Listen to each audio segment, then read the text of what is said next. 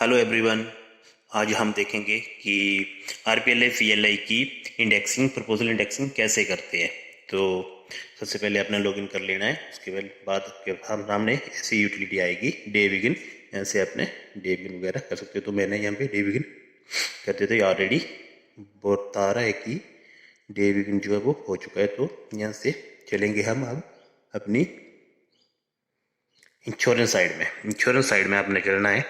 यहाँ पे आपको इस तरह के आइकॉन दिखाई देंगे। सबसे फर्स्ट है प्रीमियम कलेक्शन, सेकंड में न्यू बिजनेस कोटा और थर्ड में प्रपोजल इंडेक्सिंग। ये आपको मैंने पहले भी बताया था कि पॉलिसी साथ में पॉलिसी की डिटेल आ जाती है। सर्विस रिक्वेस्ट इंडेक्सिंग और रिपोर्ट्स जो आप डेली वर्क करोगे आरपीएलआई पीएलआई का, यहाँ से आपको कन्फर्म हो जाएगा कि क्या क्या आपने डिपॉजिट किया हुआ है आरपीएलआई पीएलआई का। यहाँ से आप रिपोर्ट निकाल सकते हो स्टेटस के लिए।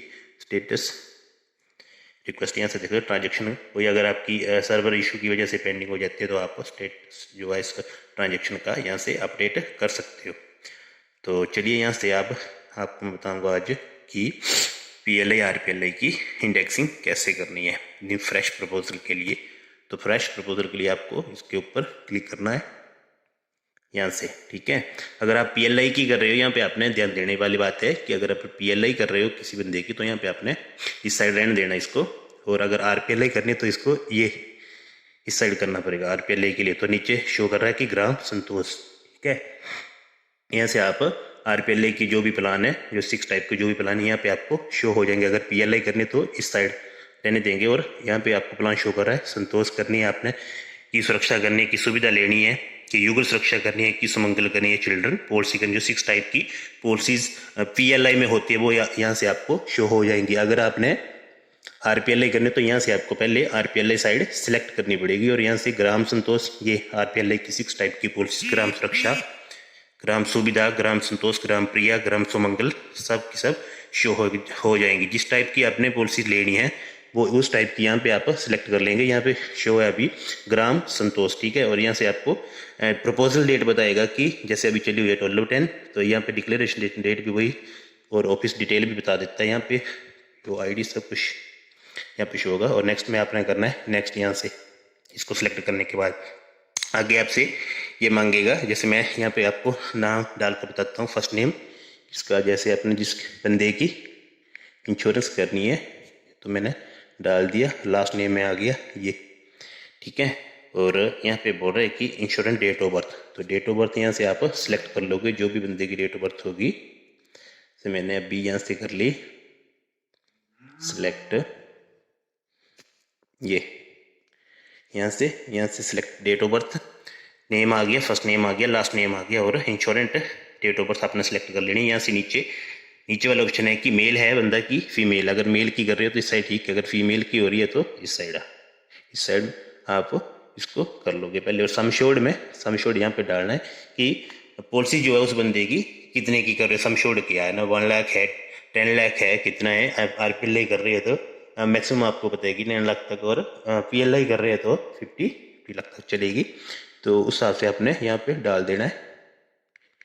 ये समशोर्ड डाल दिया। उसके बाद यहाँ पे सिलेक्ट करना है। यहाँ पे लिखा हुआ है कि प्रीमियम जो है वो आप मंथली रखोगे, क्वार्टरली, कि हाफ ईयरली या एनुअली। तो यहाँ से आपने सिलेक्ट करना है जिस टाइप की पॉलिसीज कर रही हो, जिस टाइप का बंदी का प्रीमियम आप रखना चाहते हो। तो यहाँ से अगर मंथली है तो मंथली सिलेक्ट करना है, क्वार्टरली रखा हुआ है तो क्वार्टरली सिलेक्ट करना है, और हाफ ईयरली है तो हाफ ईयरली, और एनुअली तो एनुअली सिलेक्ट करना है।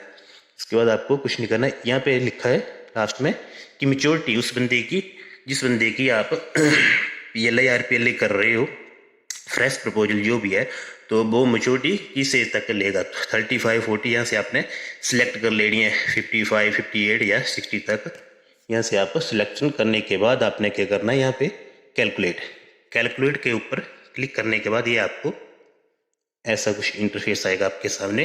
प्रीमियम जो है वो कलेक्शन बता देगा कि इतनी ये प्रीमियम बनेगा 580 यहाँ पे प्रीमियम है, और साथ में जीएसटी लगा हुआ तो 606 बनेगी। उसके बाद आपने इसको करने के बाद आपने क्या करना है, आपने सीधे सबमिट वाले बटन के ऊपर ये अपने डिटेल आपने चेक कर लेनी है ऊपर अपनी एक बार सारी। ये समशोर्ड क्या डालना, मंथली प्रीमियम रखा हुआ, मेच्योरिटी कब लेनी है, और प्रीमियम जो भी है वो इसको नोट कर लीजिए। और उसके बाद आपने सबमिट करना है सीधे के सीधे।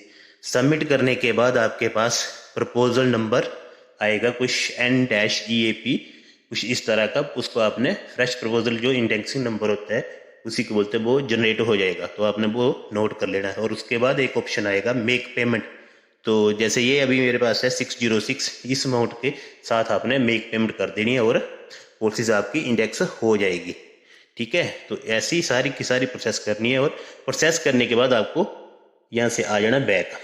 यहाँ से आप बैक आ गए और अब आप यहाँ से कलेक्शन वाली, जैसे आप रिपोर्ट देखते हो अपनी कि जो डिपॉजिट किया हुआ है आपने, तो उसकी ट्रांजेक्शन देखते हो जैसे रिपोर्ट में, तो यहाँ से आपने चेक कर लेनी है अपनी जनरेट रिपोर्ट करके। यहाँ पे अभी तो मैंने किए नहीं कुछ, तो यहाँ पे शो नहीं करा, तो यहाँ पे आपको शो कर देगा जो आपने उस टाइम अगर की हुई है डिपॉजिट, आरपीएल एपीएल को कलेक्शन की हुई है, तो वो भी आपको यहाँ पे शो करेगा। और साथ में जो न्यू फ्रेश प्रपोजल इंडेक्सिंग की हुई है आपने, वो भी यहाँ पे शो कर देगा। तो इस तरह आपने न्यू आरपीएल एपीएल की इंडेक्सिंग करनी है। और यहाँ पे आपने चेक कर लेना है कि आपने क्या किया और कैसे यहाँ से आपको सारा का सारा शो हो जाएगा और इंक्रीज हो जाएगा। साथ में यहाँ पे आप वॉलेट अमाउंट फिर साथ में चेक कर सकते हैं। यहाँ पे कैश डिटेल में आपकी वो इंश्योरेंस की आ जाएगी, अपने यहाँ से चेक कर लेना। तो इस तरह आपने न्यू आरपीएल पीएल कोर्सेज जो है वो इंडेक्सिंग करनी है।